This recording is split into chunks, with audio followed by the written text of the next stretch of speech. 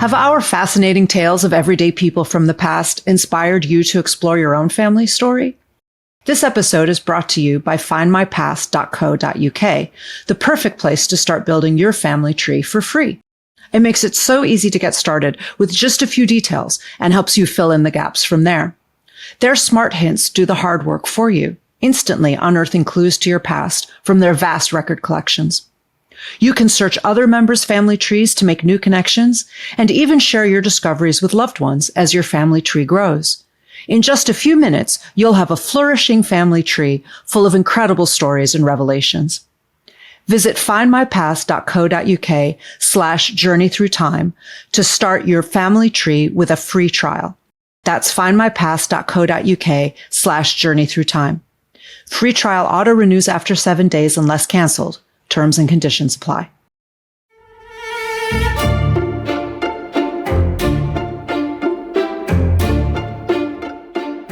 Welcome to Journey Through Time. I'm Sarah Churchwell.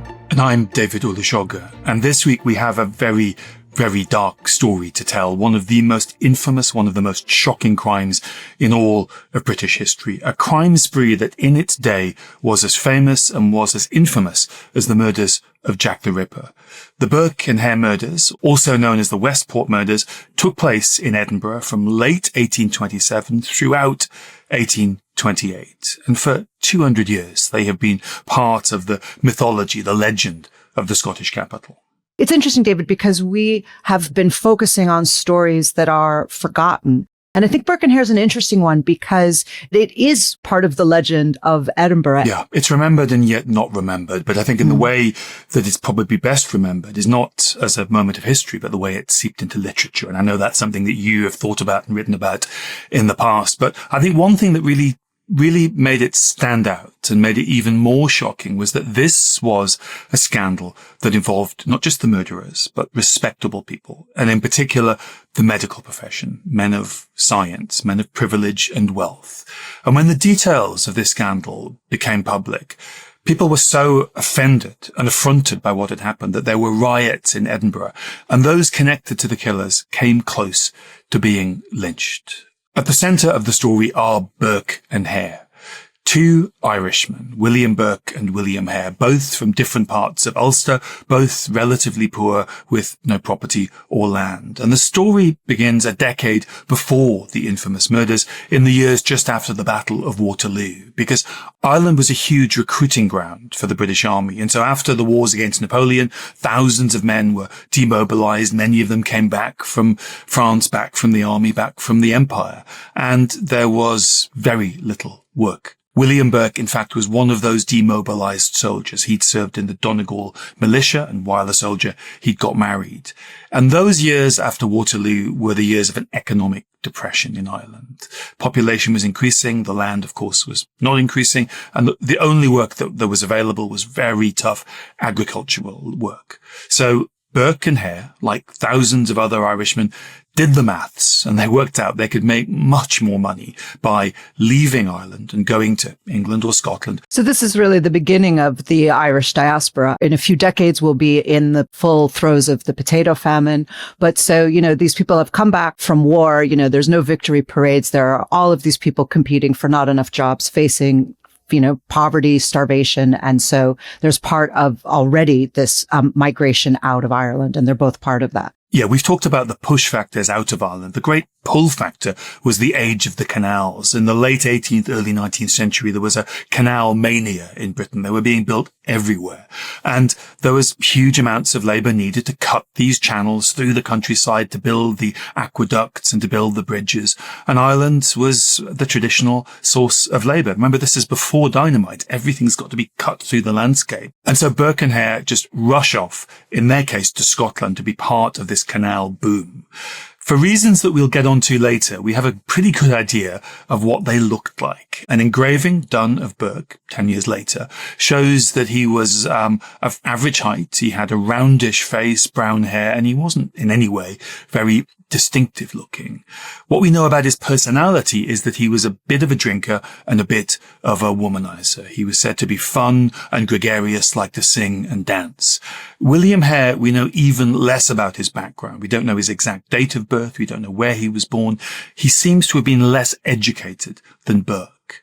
He is described in many accounts as being a fighter, short-tempered, prone to violence. A journalist described him as an epitome of all that is mean and ferocious. So basically, we've got a kind of classic pairing, don't we? There's one who's a charmer and there's one who's a bit of a bruiser, right? Yeah, exactly. And those two characters are going to come out in the crimes they commit.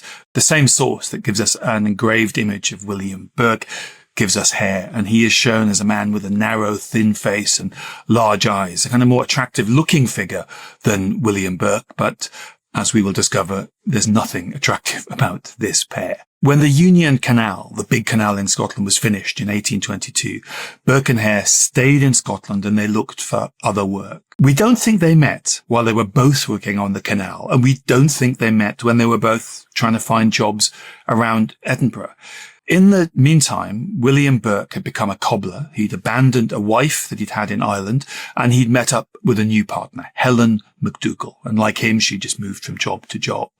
William Hare had moved into a boarding house in Tanner's Close in Edinburgh. That was run by a couple called James and Margaret Logue. And when James Logue died, William Hare took up and then married Margaret, who, like him, was Irish. And it's in 1827 when William Burke and Helen MacDougall move into the same boarding house in Tanner's Close that Hare and Burke meet. So we have these two couples living in the lower strata of Edinburgh society, like thousands of poor people. They're just about keeping their heads above water financially. They don't have great prospects. Their lives aren't very stable. There's lots of drinking, but not far from them, just across the city in the wealthier parts of Edinburgh, are people who economically, educationally, culturally are living in another world, because there is another Edinburgh, Sarah. Well, there is. And I was thinking, as you're talking about that boarding house, that the boarding house is almost like a character in this story. I mean, the degree to which circumstances are being shaped by where you live and what kind of housing that you have. And so there are people in this very temporary transient housing, and that's going to shape the outcome of the story. And then in this other Edinburgh across town, everybody they're in this stable place. They're in these wealthy parts of town, and everybody knows their place. And that's also part of how the story plays out. That's right. I mean, Edinburgh is a very divided city. It's not like East and West with London, East End and the West End. But there is a new town. There are new suburbs. There's beautiful Georgian squares and Georgian buildings, because Edinburgh has been the centre of the Scottish Enlightenment. It is a country with a brilliant education system, an education system that is widely considered to be better than the one south of the border in England. But Scotland was famous for something else, and Edinburgh was at the centre of this, and that was the medical profession. Edinburgh was one of the world's leading centres in the teaching of medicine. And we need to remember, don't we, that at this point in time, we think about medical schools as being, as you say, kind of part of the establishment and being very respectable. But at this point in the history of medicine, medical schools need to establish themselves as part of that intellectual community, don't they? They're still working to establish their bona fides and their respectability. And creating these kinds of medical schools is an important part of trying to establish the legitimacy of medicine. There were a handful of cities in the world where medicine was a respected profession, and Edinburgh was one of them. And at the centre of that was the University of Edinburgh Medical School. And one of its most famous students was Charles Darwin, who had left Edinburgh in 1827, the same year our story begins. Now, the training of doctors and surgeons required that they learn anatomy, the structure of the human body. And that meant that they had to attend lectures in which bodies were dissected, anatomy classes. They were carried out at the university, but there was also a network of private anatomy schools that could give students the qualifications they needed.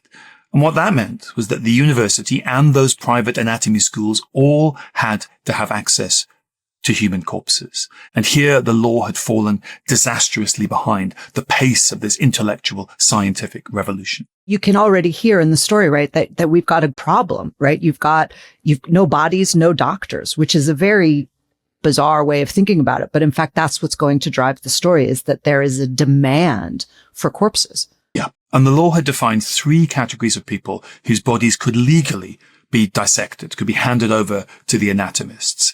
Now, they were, disturbingly, people who had taken their own life. They could be legally given to the doctors.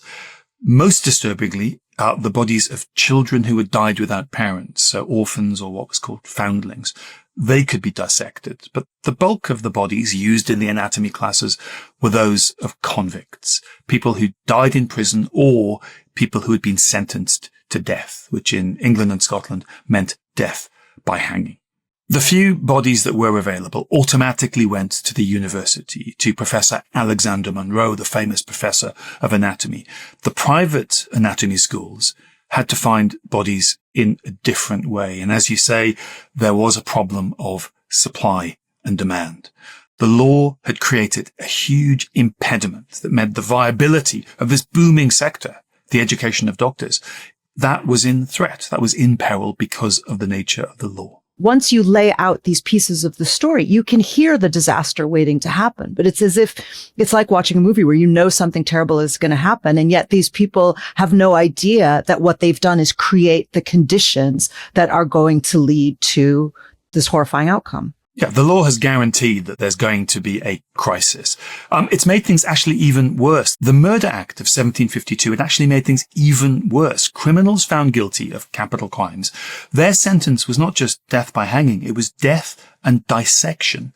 The law said that their bodies were to be dissected to add further terror and a peculiar mark of infamy to what had happened to them. And that the law was building here on a pre-existing stigma. It was saying that hanging was a shameful way to die, but it's even more shameful because your body will then be dissected. But there is a stigma even when the law's not involved. We are squeamish about our bodies. We're squeamish about what happens to our bodies. We are squeamish about the idea of science and what happens to our bodies after death. And there's all sort of religious reasons underpinning that. I mean, when people have passed, we still say, rest in peace. What I think is really interesting about this is the idea then that the body has to remain intact in order for it to be resurrected. So if you dissect the body, even in the interests of science, I mean, this is a moment where science and faith are coming into direct conflict. Because if you're a Christian believer, particularly in like rural and folk communities at this time, there is still a lingering belief that the body has to be intact to achieve salvation. So if you dissect the body, you are keeping your loved one from going to heaven. You are keeping them from salvation. So it's not just about the sanctity of the physical body, which it is, of course, also about, as you say, but it's also about your access to the afterlife. And so there's a very real anxiety for anyone who believes that, you know, then you can see why it would be absolutely incomprehensible that you would let this happen to your loved one. The body cannot be cut up after death. I'm glad you said that, because we'll be getting back to exactly that point about the sanctity of the body and resurrection in what I think is the strangest coda to this story. We'll discuss that in the next episode. But I think also that point about what we would be willing to imagine might happen to our bodies is very different to how we think about the bodies of people that we love. I mean, there are people, I think I'd count myself in this, who would be willing to sign a form saying I'd give my body to medical science, and I'm not sure what they do with it, but I'd be comfortable with that. We'd learn something. Yeah. How not to live your life. What not to do. What drinking too much does. I'd be comfortable with that. I'm not a religious person. But the idea of people who I love, their bodies being handed over to medical students, being dissected, that really, really I find disturbing. So this is not just people of the 19th century. It's not just religion. This stuff is deep and it's still with us.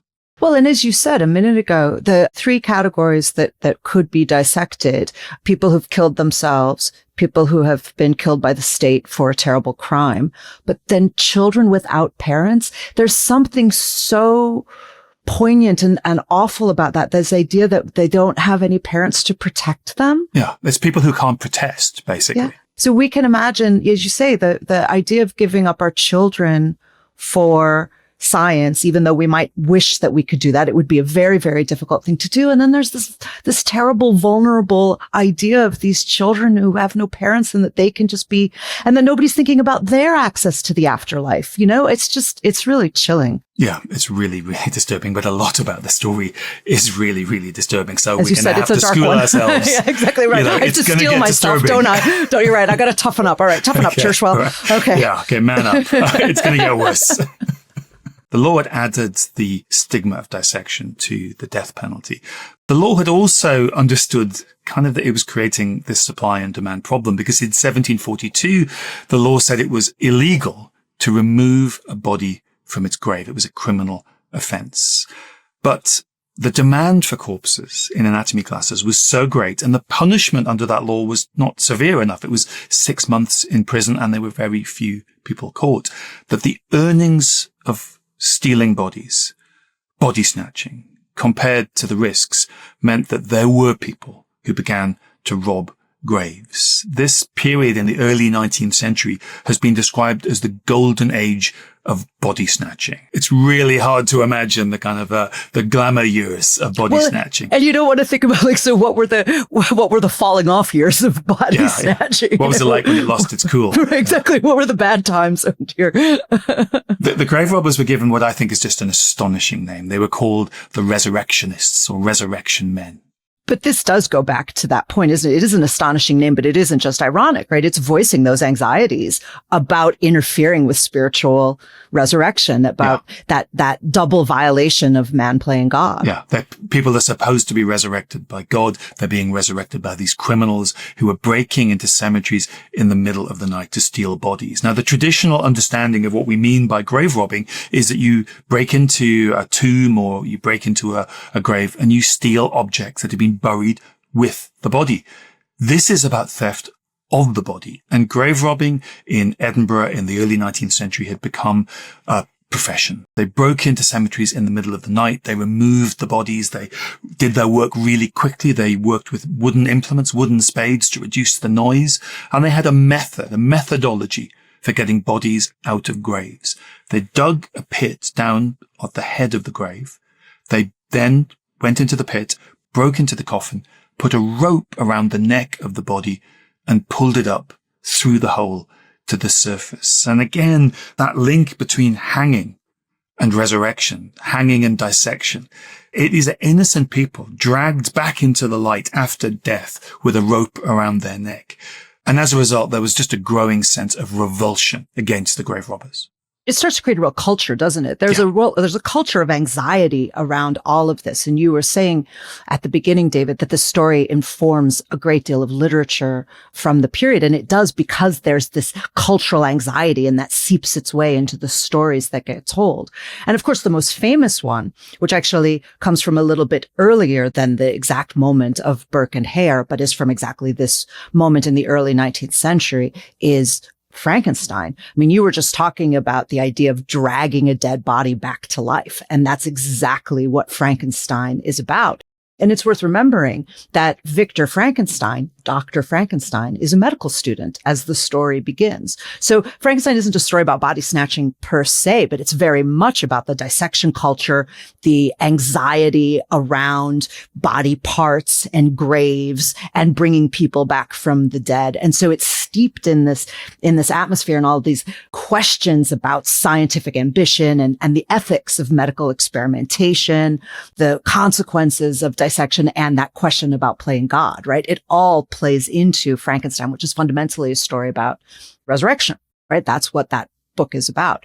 And that's 1818. So it comes right in this moment. And it's the most famous, but as we'll discuss later, there are many others. Yeah, it's part of a genre. People are hearing about it, reading about it. It's seeping into novels. And the dark face of it is what is happening in the middle of the night in cemeteries. And as I said earlier, this is about money. You could earn a lot of money for one night's work.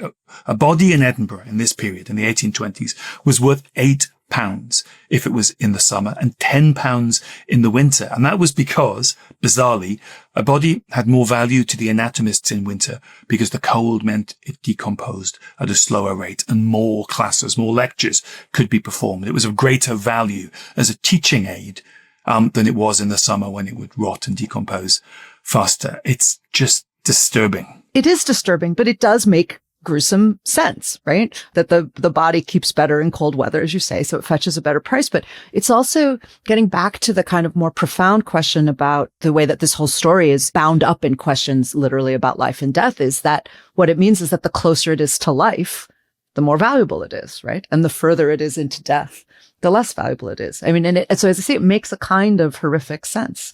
There is an economic rationale to grave robbing in all sorts of ways. It paid well, but it also created a counter industry, an industry of trying to defend the dead in their coffins. If you go to some of the older cemeteries in Edinburgh, you will see graves that have an iron cage around them going into the ground.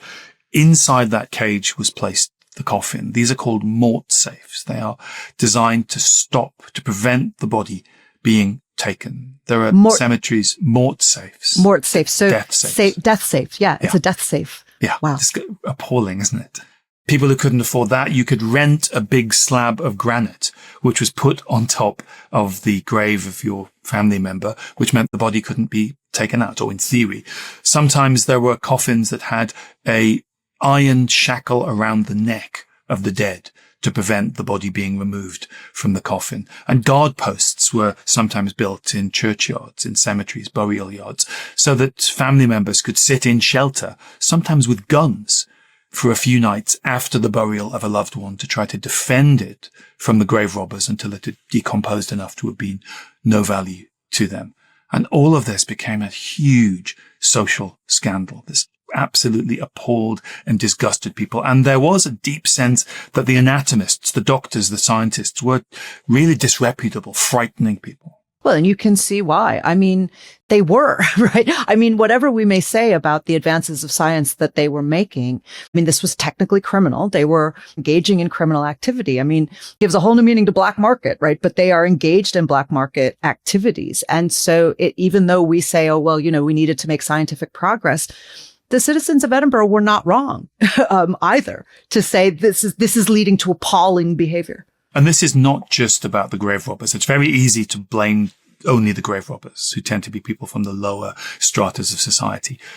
The doctors themselves are sometimes engaged in grave robbing, and doctors are tipping off the grave robbers when somebody is ill.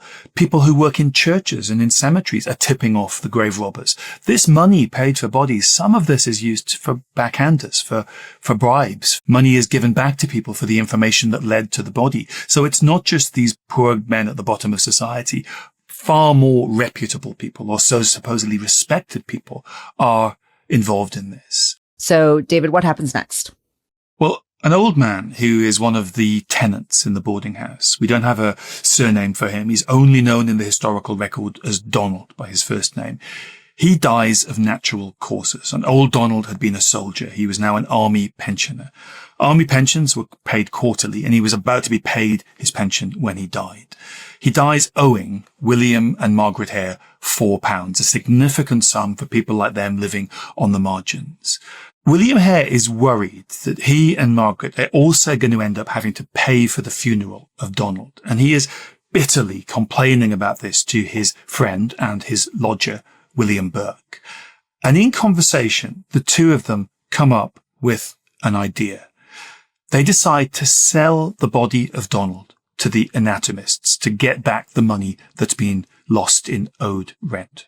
I mean, it's enterprising. It's because Donald died of natural causes. This part of the story is almost funny, right? Yeah. It's like, I'm not going to get stuck with this bill. I can actually sell his body rather than bury it. And it's interesting, I think, thinking about the sequencing here, because it does seem that it was the conversation between the two of them from which this idea was born.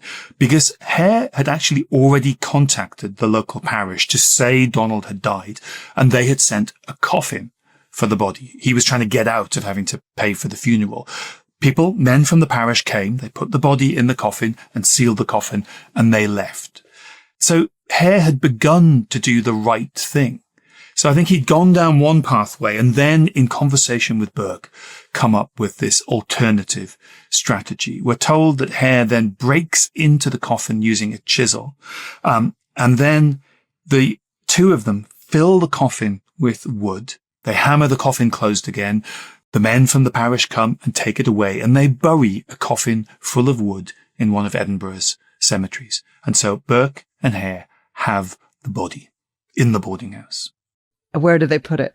It is hidden under a bed. I'm afraid there are quite a few bodies hidden under beds. Not very enterprising, but the best they can do in this story. With the body under the bed in the boarding house in Tanner's Close, the two of them head off across Edinburgh to the university, where the anatomy classes are taught, where the professors, their students, and their assistants, they know, are always on the lookout for fresh corpses. They've left a corpse under the bed in the boarding house, and they just leave. I mean, just hoping that nobody's going to clean that room, I guess. I mean, Well, it's their boarding house. You presume, you hope that they've got the imagination to have some sort of precautions. These are two unskilled labourers, and yet they know that the university is where bodies can be sold, and they've heard of Professor Alexander Monro, the legendary professor of anatomy at the university. It really gives you a sense, doesn't it, though, of how notorious all of this was then. As you say, these uneducated men, they were like, I know what to do with a dead body. We can make some money. Yeah. This shows how big the scandal of the anatomists and the grave robbers was. So they head up to the university and they can't find Professor Monro. They let it be known to the people they bump into, who are students, that they have a subject to sell. That's the word they use, a subject, by which obviously they mean a body. They're directed by a man that Burke later calls a young gentleman, not to Monro's offices, but to number 10 Surgeon Square, where another anatomist, Dr. Robert Knox, conducts his anatomy classes. Robert Knox lectured in anatomy. He was part of the Edinburgh medical establishment, and he had lots of links to grave robbers and resurrectionists. To give you a little background, he was a former army doctor. He'd been at Waterloo. He'd then gone to the Empire. He'd served in South Africa, then a British colony. And in the 1820s, he'd moved back to Edinburgh. He wrote academic papers, but he was a private lecturer in anatomy.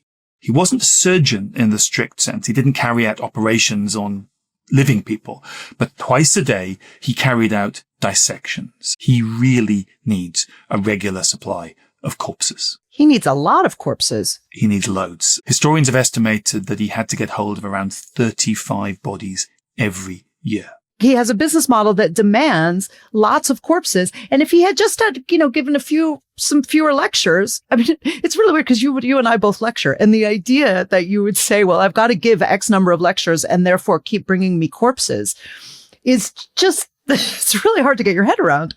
Yeah, he's not alone. There are a lot of these private anatomists and private anatomy classes, all of them in need of bodies. Knox, I'm sure, is not extreme, but this whole world is dependent on its relationship. People at the top of society, the educated, are dependent upon the supply of dead bodies from grave robbers and resurrectionists. So Knox is a familiar figure. He's not unique, but he's the person who, by total chance, Burke and Hare are directed to.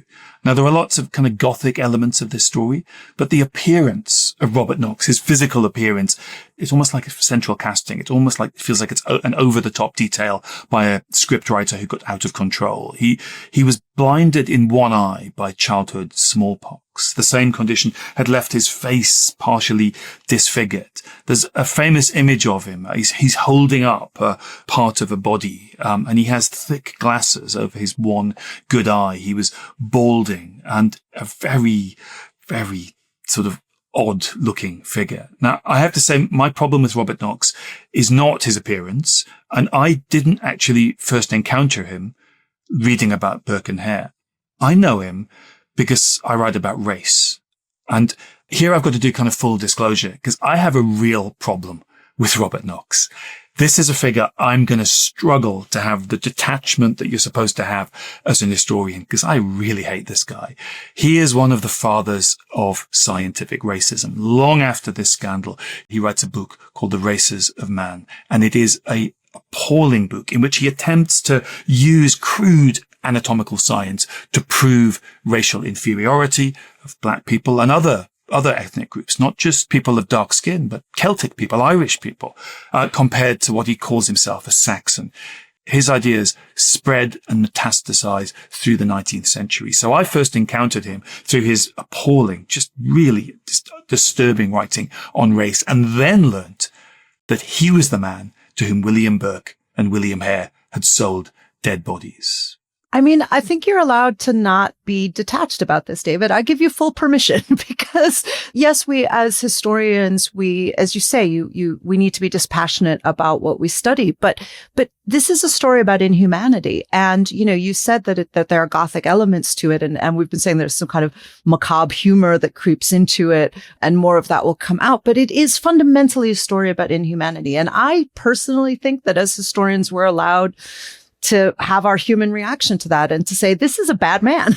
I mean, Robert Knox is, however you cut it up, see, I'm going to keep making bad jokes. However you slice it, Robert Knox is a bad man. We can't suspend our judgment. We're not supposed to suspend our judgment, are we? I don't think we are. I just want to be clear. This is not a guy I'm going to go on the one hand this and on the one hand that. He's both sidesing of Robert Knox. Yeah. He's a bad dude, and I really, really don't like him. But anyway. Good. That's clear now. We all know where we stand. Okay, so don't expect balance when it comes to Robert Knox from me. If there's any balance, you're going to have to intervene and try to be dispassionate. Yeah. I'm not going to defend Robert Knox. Doesn't sound like you are going to. No, I don't think he needs any help from me. But on that day, in November 1827, it is a sort of fork in the road in the lives of Burke and Hare and Robert Knox. Now, Knox is not there when Burke and Hare arrive, but his students, who are also his assistants, they are.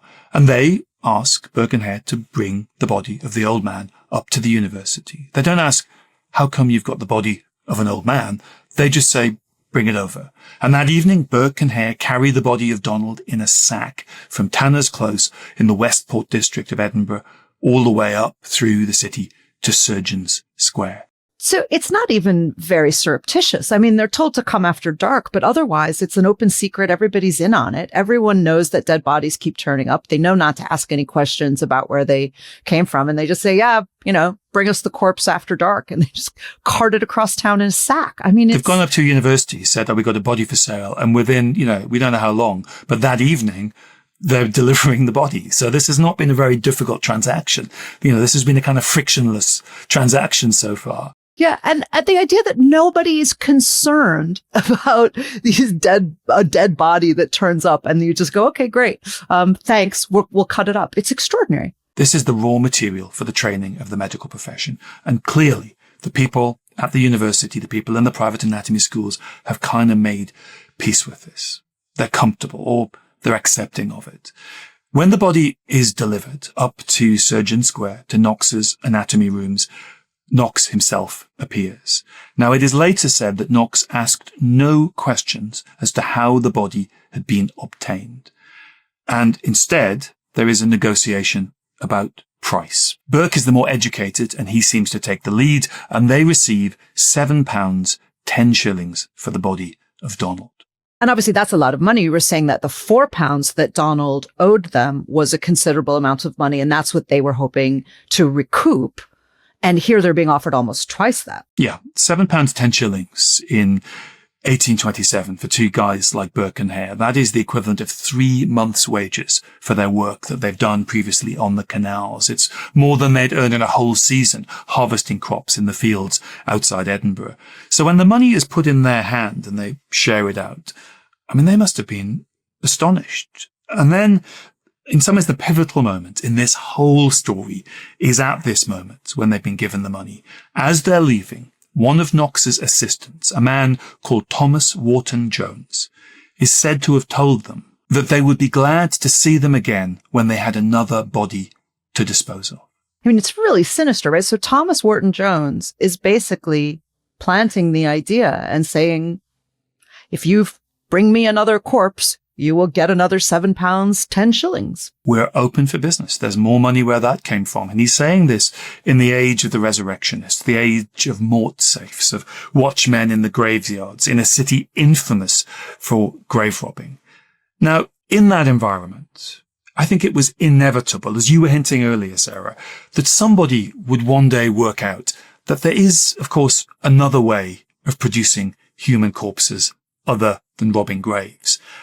It's almost an unavoidable conclusion, isn't it? Yeah, you've got a supply and demand problem. The product that is in lack of supply are human bodies, and grave robbing ain't the only way of creating bodies. And it may well be the case that others had worked this out before Burke and Hare, and perhaps we don't know their names because they got away with it. Now, it's really interesting to reflect, however, at this point, arguably, they've done nothing wrong. Arguably, they haven't broken the law. Now, when I got to this point in your notes, David, I have to say, I kind of did a double take. And I was like, wait a minute. They've totally done that. They have to have done something illegal. But you're right, actually. Yeah. I mean, it doesn't look good. I'm not saying they've done nothing unethical. Right. I'm not saying, kids, come on, if you happen upon a body, take it to the anatomists. But legally, they haven't probably broken the law. So let's go through the logic for how they haven't broken it. Because it sounds like they've broken the law. Like everybody listening is going to be like, hang on, surely they have broken a law here. Yeah. Well, disturbing a grave would be breaking the law. Okay. But they haven't done that. Grave. Yeah. They haven't done that. He died in their boarding house. Exactly. Okay. So they're not grave robbers. They're not resurrectionists. I think most bizarrely, even when they sold the body of Donald to Robert Knox, that wasn't breaking the law. And that was because under the law, bodies didn't have owners. They could not be owned. Therefore, selling them couldn't be a crime. You couldn't steal a body because it didn't have an owner. But that's a kind of legal fiction, isn't it? I mean, and everything rests on it. Is a body is a nothing. It's not property, so it can't be stolen. It's an amazing thought. It's like not being able to libel the dead. The dead become this other kind of category that special rules apply to. And so if no one owns it, no one can steal it. It's very strange. And so the question really is, if they'd stopped there, if they'd just seen this as an accidental windfall, we wouldn't be talking about them. They would be totally anonymous. Robert Knox would be a footnote in the history of anatomical science, and there wouldn't be a Burke and Hare scandal. But of course, they didn't stop there. So what happens next? In late January or the first weeks of February 1828, we don't know the exact date, another tenant, another resident of the boarding house is ill. This is a man called Joseph. We know he was a miller, but again, we don't have a family name. And he was seriously ill. He was delirious. He couldn't speak. And there was a legitimate fear that this was somebody with an unknown illness in a city where there was lots of little epidemics of fevers. And William Hare and his wife Margaret were worried. They were worried about infection, and they were also worried that they didn't want him to die in their boarding house. They've already had a death in the boarding house. Another one is not a good look. So there is a legitimate concern about not wanting him to die in the boarding house, that might be bad for business. But if he does die in the boarding house, it must have been in the back of Hare's mind, or maybe in the front of his mind. There's another body that you can sell to the anatomists up in Surgeons Square. And if you kick him out, you know, there's no risk of catching whatever illness he's got, but there goes the body that you might have been able to sell. He might die the next week. So they decide to convert him into another corpse to be sold to Dr. Robert Knox up in Surgeons Square. Convert him. To convert him. Yeah. That's my Gothic phrase. I like it a lot. Exactly. So we need a corpse. We're going to transform this sick person into the corpse that we need. Yeah. To make this already ill, possibly dying man even weaker, Burke and Hare got him drunk on cheap whiskey. This is going to be their modus operandi. They then pounced on him. Hare lay on top of him, putting his body weight on him, and Burke put a pillow over his mouth and nose to suffocate him. And it's the combination of the weight of Hare compressing his chest and Burke's hands or the pillow over his mouth and nose that leads to death. It is a combination of compression of the chest and suffocation. So this problem is now a commodity that they can sell. It's not only a fresh body, and we've been talking about how the newer the corpse is, the more valuable it is, but they've taken care with the way that they chose to kill him, haven't they? If they had used other methods, it might have been more clear that foul play was involved. This is a really important point, Sarah, because even in the disreputable, no questions asked underworld of the grave robbers and the anatomy lecturers up at the university, you couldn't turn up with a body that had been obviously stabbed or shot. So there were limits. There were some limits. Yeah. They were pretty far down the road, but there were some limits. Yeah, if you turned up with someone who you'd obviously killed, there's a risk that they would call the police. So it had to be at least conceivable in the way the body appeared that this was somebody who had died of natural causes. And the way Burke and Hare kill Joseph, the first of their victims,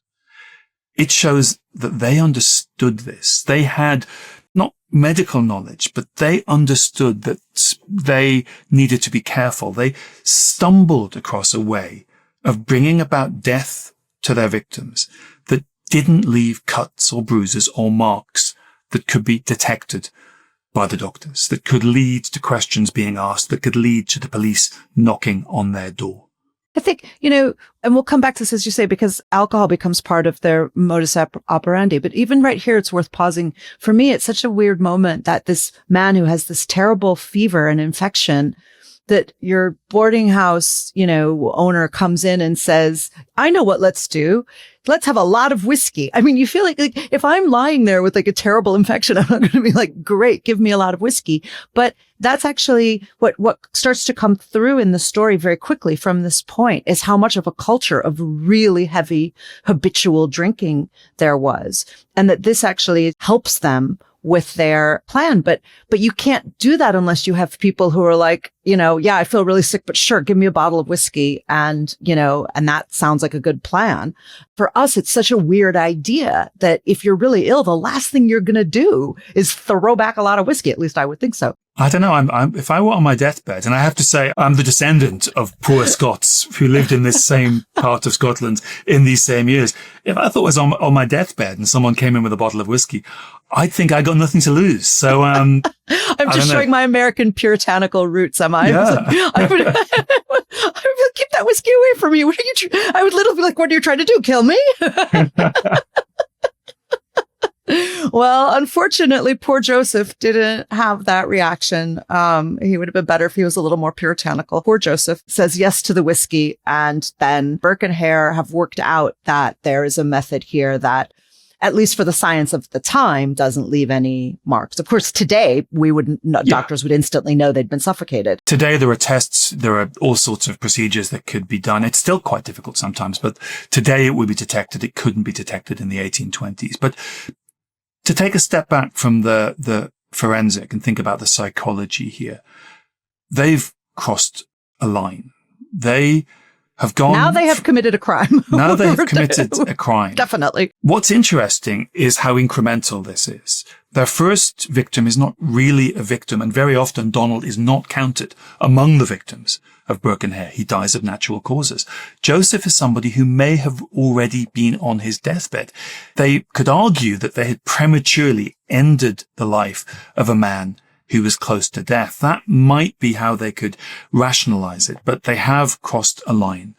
They have murdered. I think you're right, though, that you can imagine them rationalizing it, telling yourself, well, he's dying anyway, and there's money waiting. So from their point of view, they could tell themselves all they did was hasten the inevitable outcome. Yeah, I find it hard to believe that wasn't the conversation that they had with themselves on the way back from Surgeon Square, where they have been up to see Robert Knox again, and this time they received £10 for the body of Joseph the miller. So the price is going up. Their next murder is another line that is crossed, and it is much, much worse. On the 12th of February, 1828, one of the few times we're given an exact date, Burke and Hare murder a woman called Abigail Simpson. Now, she is not a lodger in the boarding house. This isn't pouncing on somebody who's already in your orbit. They have to go looking for victims. Now, that is a big line to cross. And this is the way they're going to do their murders in the future. They're going to bring people to boarding houses, not just the one run by William Hare and Margaret Hare, but at other properties later. It is about getting people out of public into private, plying them with drink. As you said, alcohol is central to this, and then killing them. So they're going on the hunt. They're going out now and hunting for victims and selecting people that they think they can get away with. I hadn't thought of that word. But you're right. They're hunting people. Yeah, they're hunting. They are hunting fellow citizens of Edinburgh. It's just appalling. With Abigail Simpson, as with so many of the victims that would follow, she's lured back to the boarding house. They then ply her with whiskey late into the night. They get her really, really drunk. And then she stays over. She's too drunk to get home. Then she is, unsurprisingly, very ill. Burke and Hare then give her yet more alcohol, more whiskey, but also porter, which is a strong, dark beer. And then Abigail Simpson loses consciousness. I mean, this is how much alcohol they've poured down this woman's throat. It's also what I was saying about the drinking culture in this story, because as you say, you've got somebody who was violently unwell from the amount of alcohol that they had and then kept drinking.